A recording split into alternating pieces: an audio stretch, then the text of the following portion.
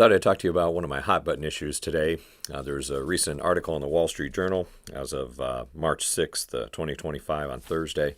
Ann Turgeson has an article here about people increasing the borrowing against their 401k or using their 401k as a savings account or rainy day fund. I'm not a fan of this in any way, shape, or form. I know it needs to happen. Obviously, there's people that are struggling financially.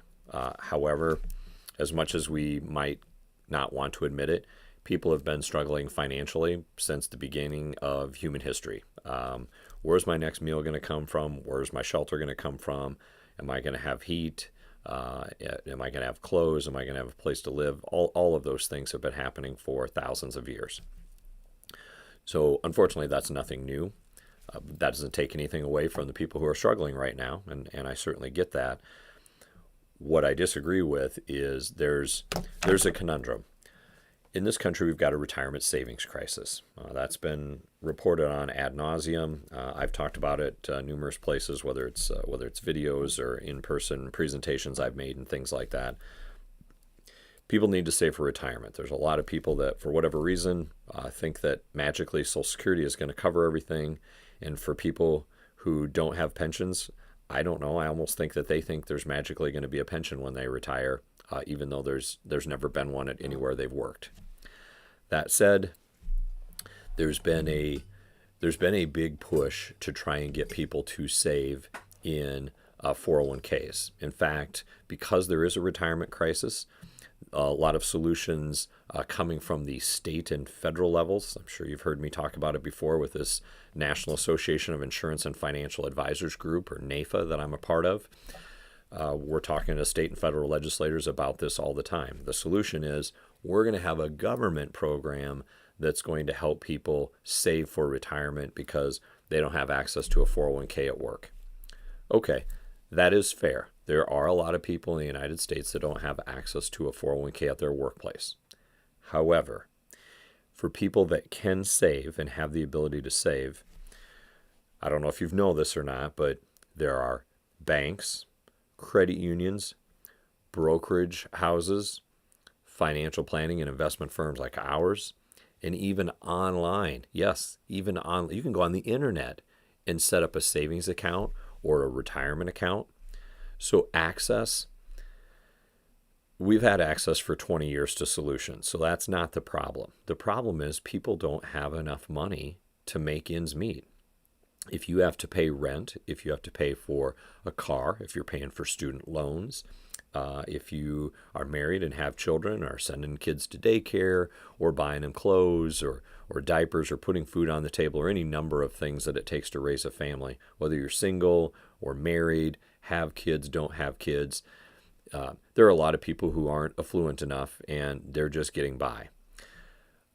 Having a state-run or a government-run retirement plan is not going to help this situation. That's not magically going to help people save for retirement. In many cases, these programs are forcing people to put money away in their paychecks when every single dollar that they have is already spoken for.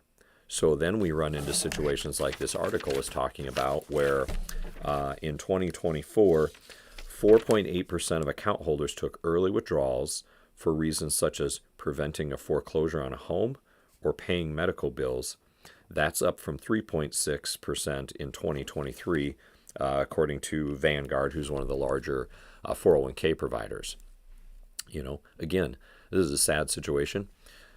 We work on retirement plans. We set up retirement plans for businesses every year, whether it's a simple IRA or a 401k or solo K, those types of things. But one of the things, we run the plans, so how could they not be great? Why wouldn't you want to participate? However, when I'm talking with individuals who work for those companies, I'm also trying to talk with them about what their budget is. What is your mortgage or rent? Do you have loans? Do you have a car loan at 10%? Does it make any sense for us to put $50 or $100 a month into a 401k, even if you get a match and are kind of doubling your money? Even if that's happening, maybe that $50 or $100 a month needs to go and pay down that car loan as quickly as possible. So I'd rather save 10% on interest today than carry that 10% loan forever and then try and have their 401k earn 10% or 12% or 15% a year. That's just not a sustainable way of doing things. So again, we've got this retirement crisis. We've got multiple ways we're trying to solve it, and this auto enrollment into 401ks, yes, that's a solution, but I don't really think that's an actual solution. The solution is financial literacy, helping people understand where do they spend their money, and when they're spending it, is it a want or is it a need? Because if we can cover the needs, then we can manage the wants, and if there is extra money for wants, maybe some of those wants could be tamped down or maybe set to the side for a while so that we can save for retirement. But we're fighting a losing battle if you're forcing people who can't save money to begin with. We're forcing them to put money in a plan only to take it back out and either pay taxes and or potentially unnecessary penalties. So that being the case, my encouragement to you is, reach out and talk to somebody. There's certainly debt counseling places. There's firms like ours that help clients think through their budget, utilize financial planning to determine what the best route is for them to go. But I'm not against saving for retirement. You absolutely should do that. And that crisis is not going to go away, but we need to take care of today. So if you have questions, feel free to reach out.